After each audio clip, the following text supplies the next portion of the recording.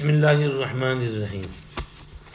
حضرت شیخ نور اللہ مرقدہ کے احوال پڑھ رہے ہیں مولانا نجیب اللہ صاحب کے قلم سے۔ تو 5 ستمبر مطابق 5 ذی قعدہ ہفتہ، فجر کی نماز کے بعد حضرت نے آرام فرمایا، 11:30 کے قریب بیدار ہوئے۔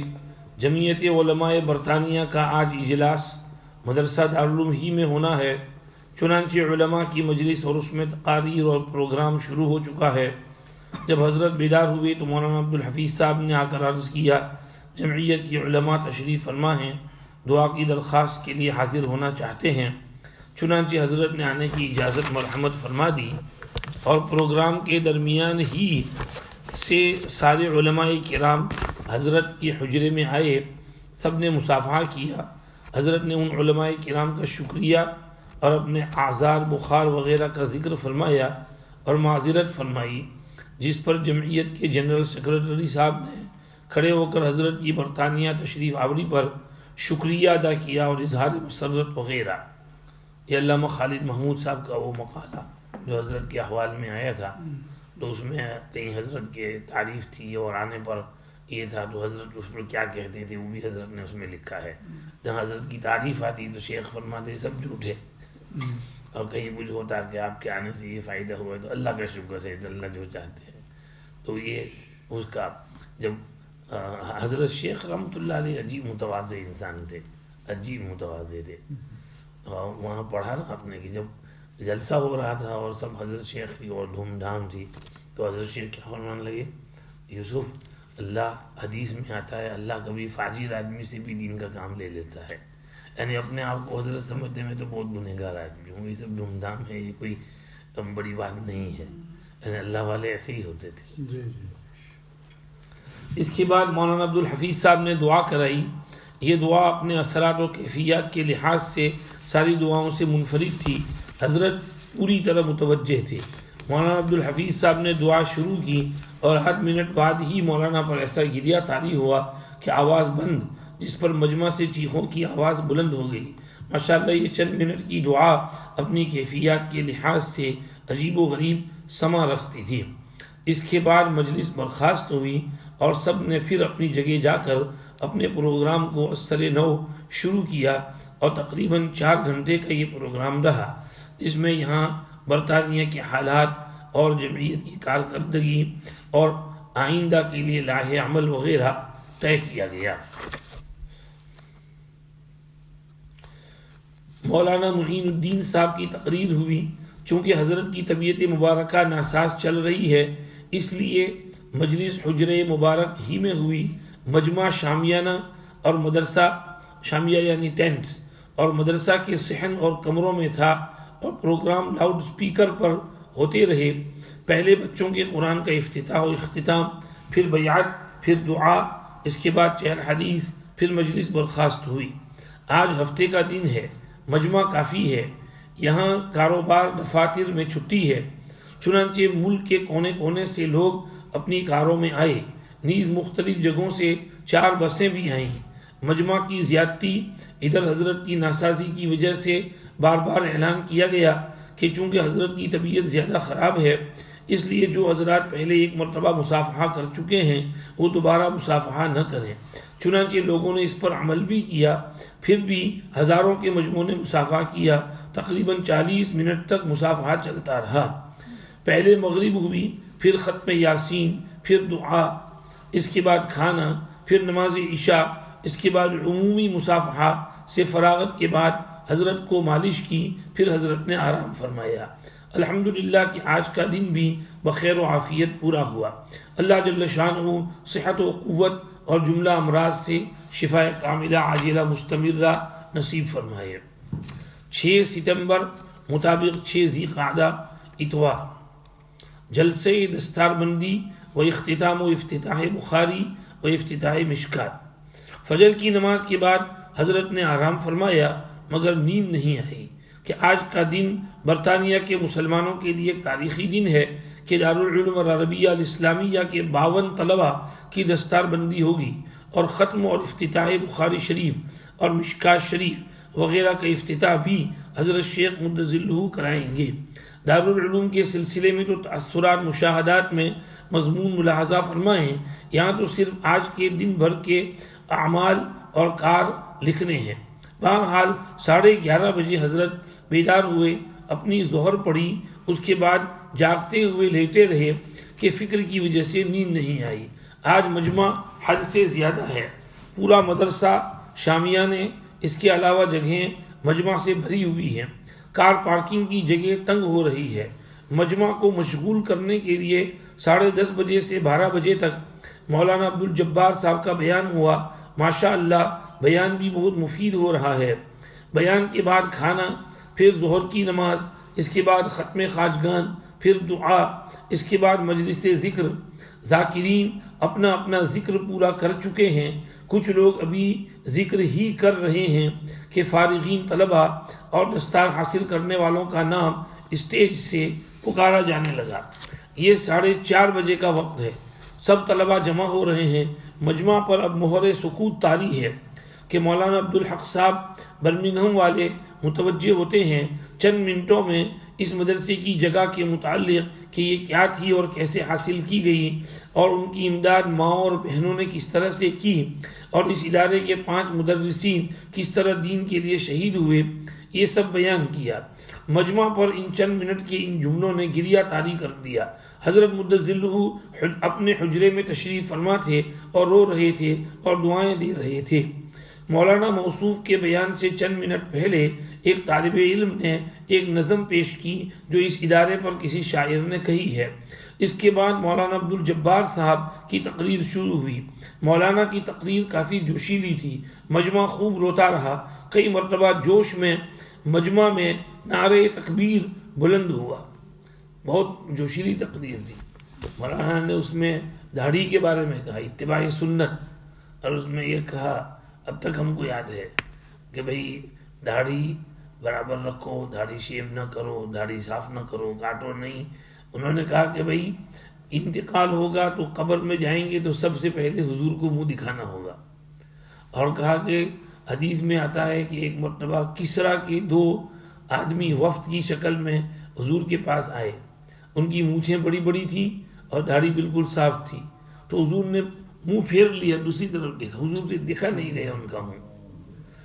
پھر حضور نے پوچھا کہ یہ تم کو کس نے کہا ایسا کرنے کو؟ انہوں نے کہا ہمارے رب نے کہا، وہ کسریٰ کو رب کہتے تھے۔ تو حضور نے فرمایا لیکن میرے رب نے مجھے یہ کہا ہے کہ منہ صاف کرو اور داڑھی بڑھاؤ۔ تو مولانا عبدالجبار صاحب نے اس وقت بہت جوش میں کہا کہ اگر قبر میں حضور نے منہ پھیر لیا تو کیا حال ہوگا وہاں، اس لیے داڑھی رکھو، سنت کے مطابق رکھو۔ یہ حضرت کا بہت جوشیلا بیان تھا، اس کو کہہ رہے ہیں۔ مجمع خوب رو رہا اور کئی مرتبہ جوش میں نعرے تکبیر بلند ہوا۔ اس کے بعد حضرت کو یہاں کمرے میں استنجا وضو کرا کر 5:30 بجے لے کر چلے۔ مولانا عبدالجبار صاحب نے حضرت مدظ ذلہ کے اسٹیج پر پہنچنے پر تقریر ختم فرمائی۔ حضرت مدظ ذلہ اسٹیج پر جلوہ افروز ہیں، کنارے کنارے طلبہ ٹپائیوں پر اپنی حدیث کی کتابیں لیے بیٹھے ہیں کہ اب جلسے کی کارروائی ہو۔ اشارہ ملتے ہی 5:40 پر مولانا مفتی شبیر صاحب بلیک بن والے مسلسلات سے مسلسل بالاولیت پڑھنا شروع کرتے ہیں۔ مجمع پر ایک سکوت ہے، حضرت مجمع کی طرف متوجہ ہیں اور مجمع قاری حدیث کی طرف۔ مولانا موصوف نے یہیں ابتدا سے تعلیم حاصل کی اور 2 سال مظاہر میں رہ کر دورہ حدیث اور اس کے بعد 1 سال افتاء کی سند لے کر آئے ہیں اور یہاں کی حدیث کے استاد ہیں۔ ماشاءاللہ بڑے ہی متین بااخلاق اور ذی علم ذاکر شاغل ہیں، اللہ تعالیٰ ان کے علم و عمل میں برکت عطا فرمائے۔ جب حدیث مسلسل بالاولیت ختم ہوتی ہے تو حضرت مدظ ذلہ فرماتے ہیں وَأَنَا أَقُولُ أَوَّلُ حَدِيثٍ سَمِعْتُهُ مِنْ شَيْخِي وَأُسْتَاذِي مولانا خلیل احمد، یعنی میں بھی یہی کہتا ہوں کہ سب سے پہلے میں نے اپنے شیخ اور اپنے استاد مولانا خلیل احمد صاحب سے یہی حدیث سنی تھی۔ اس سے حضرت مدظ ذلہ سامعین کو اجازت حدیث بالاولیت دیتے ہیں۔ پھر دارالعلوم حاضہ کے شیخ الحدیث مولانا اسلام الحق صاحب بخاری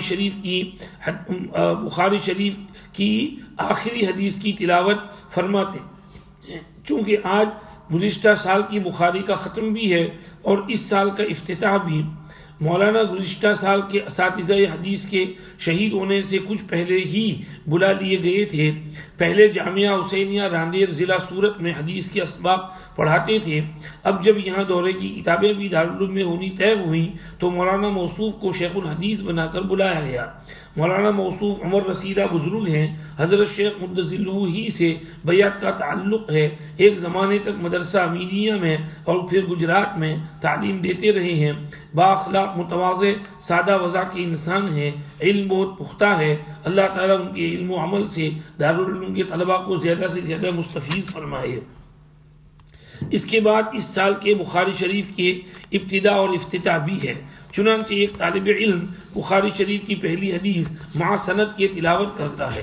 اس کے بعد ہمارے محترم مولانا یوسف مطالعہ صاحب بانی و محتمم دارالعلوم حاضہ اپنی لحن داؤدی میں روانی کے ساتھ اوائل سنبل کی شروع کی 5 کتابوں کی حدیثیں تلاوت فرماتے ہیں، جس کے بعد مشکات کی جماعت کی باری ہے۔ مشکات شریف کے استاد مولانا محمد ہاشم حسن صاحب ہیں، جو یہاں کے صدر مدرس بھی ہیں اور ناظم بھی ہیں۔ حضرت شیخ مدظلہ کے مجاز ہیں، خلیق، بردبار، متواضع، منکسر المزاج اور ہسمکھ انسان ہیں۔ آپ نے مشکات شریف کی پہلی حدیث کی تلاوت فرما کر مشکات شریف کا افتتاح فرمایا۔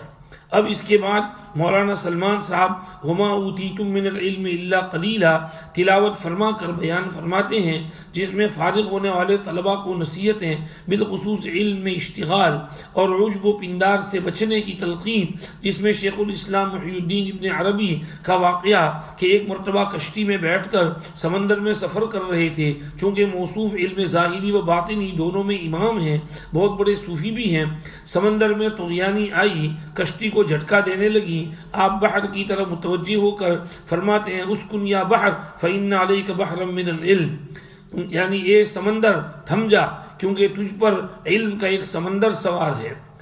سمندر کی طغیانی تو ختم ہو گئی، مگر باری تعالیٰ کو یہ ادا پسند نہ آئی، یعنی عجب اور خود پسندی۔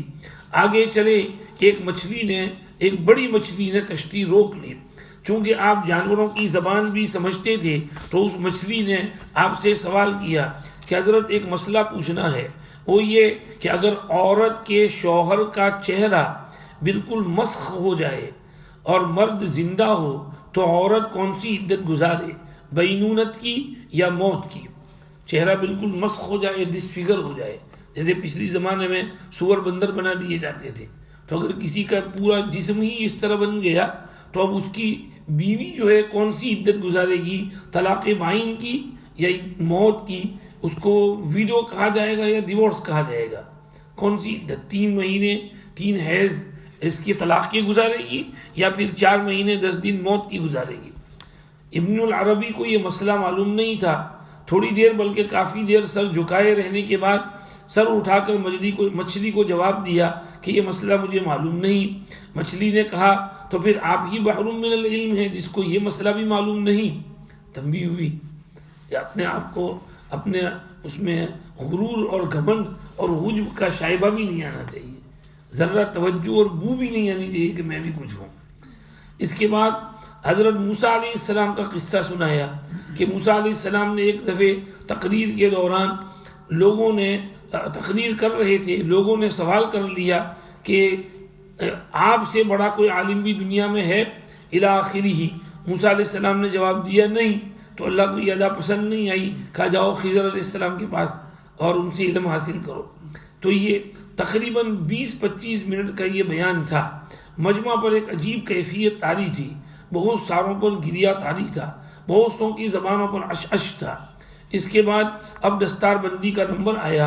سب سے پہلے 3 مدرسین کو حضرت شیخ مدظلہ کی طرف سے ٹوپی اور دستار عنایت ہوئی، جس کی شکل یہ تھی کہ ٹوپی حضرت اپنے دستے مبارک سے پہناتے تھے، اس کے اوپر اپنی طرف سے مولانا عبدالحفیظ صاحب سے دستار کی پیچیں لگواتے تھے۔ یہ 3 حضرات یہ تھے، سب سے پہلے مولانا اسلام الحق صاحب شیخ الحدیث مدرسہ حاضہ، اس کے بعد مولانا ہاشم صاحب صدر مدرس و ناظم مدرسہ حاضہ، تیسرا نام پوچھنا ہے، غالباً ہمارے حضرت تھے۔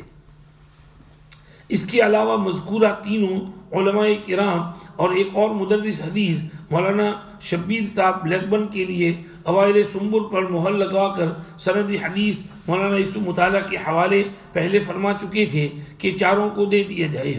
اس کے بعد ان 4 طلبہ کو جنہوں نے گزشتہ سال یعنی رمضان سے پہلے دورہ حدیث مکمل کیا، حضرت کی طرف سے ایک ٹوپی ملی۔ اس کی بھی یہی شکل تھی کہ حضرت مدظلہ نے ان کے سروں پر ٹوپی پہنا دی اور مولانا عبدالحفیظ صاحب نے امامے کی پیچیں لگا دی۔ یہ امامہ مدرسے کی طرف سے تھا۔ اس کے بعد 12 قاری حضرات کی دستار بندی ہوئی جنہوں نے مدرسہ حاضہ سے تجوید کی تکمیل کی۔ امام حضرت اپنے ہاتھوں میں رکھتے، مولانا عبدالحفیظ صاحب حضرت کے ہاتھوں سے وہ امامہ لے کر طلبہ کے سروں پر کچھ وہ باندھتے، کچھ مولانا اسلام الحق صاحب باندھ کر پورا کرتے۔ اکثر طلبہ وہ تھے جنہیں حفظ و قرات کی 2 دستاریں ملی اور اب وہ دورہ یا مشکات میں ہیں، دوسری دستار گلے میں ڈال دی گئی۔ اسی طرح سے 35 حفاظ جنہوں نے مدرسہ حاضہ سے حفظ مکمل کیا، ان کی دستار بندی ہوئی، مگر حفاظ میں سے چند ہند و پاک پڑھنے کے لیے جا چکے تھے تو ان کی دستاریں ان کے والدین یا اعزا اقربا کے حوالے کر دی گئیں۔ عجیب منظر تھا۔ اس مادہ پرست ملک برطانیہ میں پہلی مرتبہ مسلمانوں نے یہ منظر دیکھا ہے۔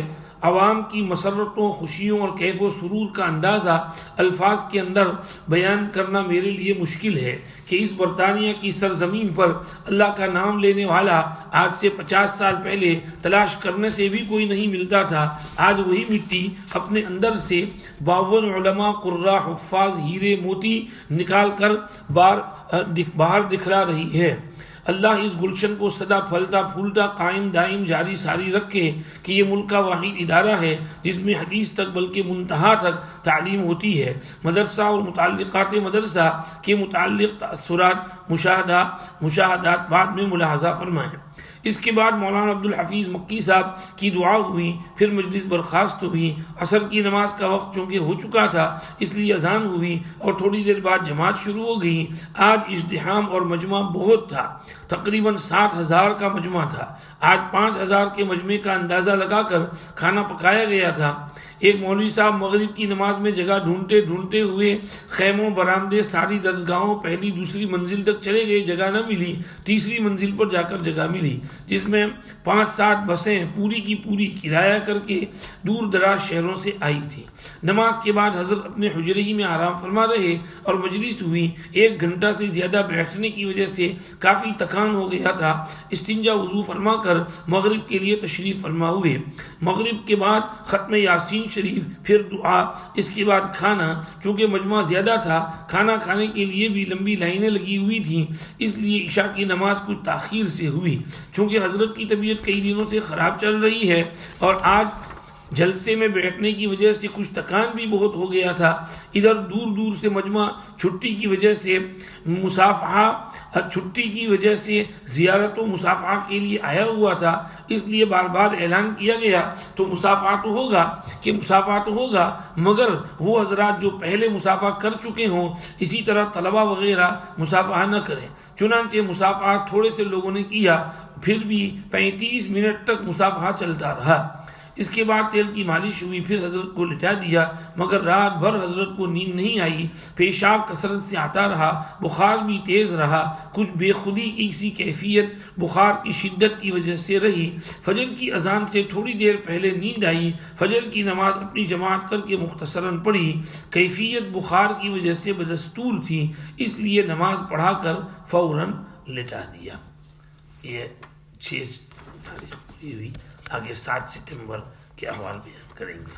یہ حضرت شیخ کا وہ سفر، اس کا ریکارڈنگ بھی ہے ہمارے پاس، اس کو ہم سنائیں گے انشاءاللہ، دیکھیں گے اگر موقع ملا تو اس میں سے کچھ تھوڑا بہت حضرت شیخ کا اور تھوڑی یاد تازہ ہو جائے گی انشاءاللہ۔ سبحانک اللہم و بحمدک، نشہد ان لا الہ الا انت، نستغفرک و نتوب الیک۔